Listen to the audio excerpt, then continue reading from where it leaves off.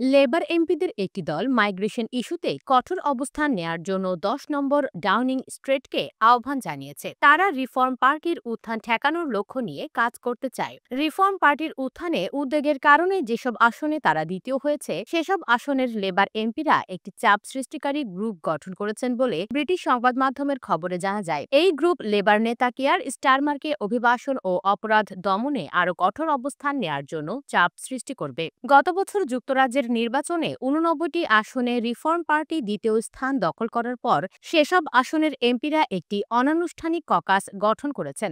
এই ককাসের মূল লক্ষ্য হচ্ছে নাইজেল ফারাজের নেতৃত্বাধীন ডানপন্থী পার্টিকে পরাজিত করা। সম্প্রতি একটি জাতীয় জরিপে এই পার্টি প্রথমবারের মতো শীর্ষে উঠে এসেছে। এদিকে ডাউনিং স্ট্রিট রিফর্মপন্থী ভোটারদের কাছে কি ধরনের বার্তা প্রভাব ফেলে তা বোঝার জন্য এমপিদের সহায়তায় ডেটা ও কৌশল বিশেষজ্ঞদের পাঠিয়েছে। এটি ইঙ্গিত দেয় যে লেবার পার্টির শীর্ষ পর্যায়েও এই নিয়ে উদ্বেগ রয়েছে। একটি গবেষণা অনুযায়ী রিফর্ম ইউকে ইংল্যান্ড এবং ওয়েলসে অনেক লেবার আসন জিততে পারে।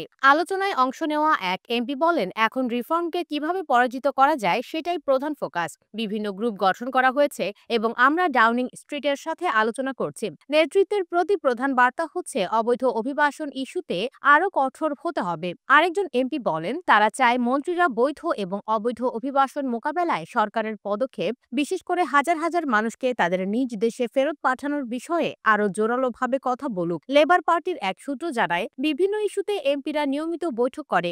লেবার এমপিরা ঠিকভাবেই নাইজেল ফারাজের এনএইচএস সেবার জন্য জনগণকে অর্থ দিতে বাধ্য করার পরিকল্পনা নিয়ে উদ্বিগ্ন এবং তারা সংসদ ও নির্বাচনে রিফর্ম এবং অন্যান্য বিরোধী দলের বিরুদ্ধে লড়াই চালিয়ে যাবে। ডাউনিং স্ট্রিট কয়েক মাস ধরেই রিফর্মের উত্থান নিয়ে উদ্বিগ্ন, তবে এই উদ্বেগ আরও বেড়ে যায় যখন ইউগভের একটি জরিপে দেখা যায় রিফর্ম পার্টি লেবার এবং কনজারভেটিভদের চেয়ে এগিয়ে আছে। সোমবারের জরিপে রিফর্মের সমর্থন ছিল ২৫%, লেবারের ২৪% এবং টরিদের ২১%। প্রধানমন্ত্রীর চিফ অফ স্টাফ মর্গান ম্যাকসুইনি রিফর্মের জনপ্রিয়তার বিরুদ্ধে লড়াইকে তার শীর্ষ অগ্রাধিকারের একটি হিসেবে দেখছেন। তিনি এমপিদের বলেছেন, স্থানীয় সরকারি সেবার দৃশ্যমান উন্নয়ন দেখিয়ে লেবার এই চ্যালেঞ্জ মোকাবেলা করতে পারবে। সম্প্রতি ডাউনিং স্ট্রিট বিভিন্ন আসনে লেবারের স্থানীয় উপনির্বাচনে ভালো ফলাফল করার বিষয়ে কৌশলবিদ এবং জরিপ বিশেষজ্ঞদের নিয়ে এমপিদের ব্রিফিং দিয়েছে। একজন এমপি বলেন, স্থানীয় ভোটাররা যে প্রকল্পের দাবি করে আসছে তা চিহ্নিত করে সেগুলো বাস্তবায়ন করা গুরুত্বপূর্ণ।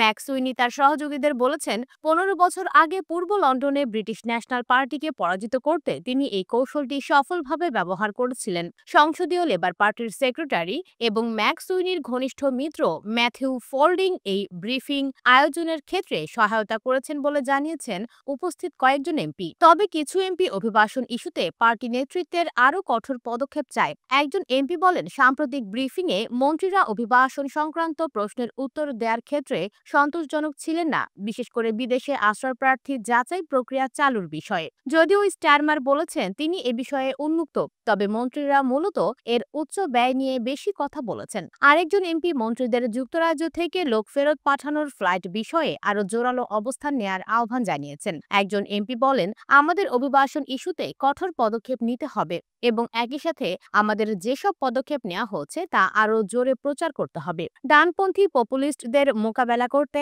আন্তর্জাতিক অভিজ্ঞতা থেকে শিক্ষা নেওয়ার চেষ্টা করতে হবে। রিফর্ম পার্টির হুমকি মোকাবেলায় কৌশল নিয়ে আলোচনা করার পাশাপাশি কিছু এমপি ইউকের বাইরে থেকে শিক্ষা নিতে চাইছেন। একটি ছোট দল আগামী কয়েক সপ্তাহের মধ্যে জার্মানি সফরের পরিকল্পনা করছে, যেখানে তারা ডানপন্থী আফডি পার্টির উত্থান থেকে কি শিখতে পারে তা জানার চেষ্টা করবে।